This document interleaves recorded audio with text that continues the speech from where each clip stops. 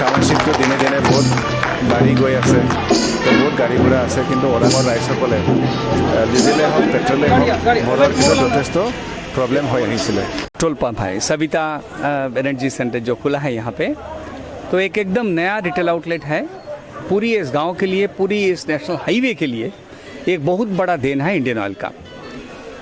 तो Indian oil ये चाहती है कि हर कोने कोने तक, हर रास्ता, हर गांव ऐसे जुड़े रहे हमारा अच्छे अच्छे रिटेल आउटलेट से, जिससे ग्राहक को सही मात्रा में और सही क्वालिटी में हर टाइम पेट्रोल एवं डीजल मिलते रहे। खाली वो नहीं है, पेट्रोल डीजल तो सभी देते हैं, उसके साथ और भी जो हमारे सुविधा दिया जाएगा कस्टमर के लिए, सर्विसेज के लिए, जैसे फ्री एयर दिया जाएगा, वाटर रहेगा।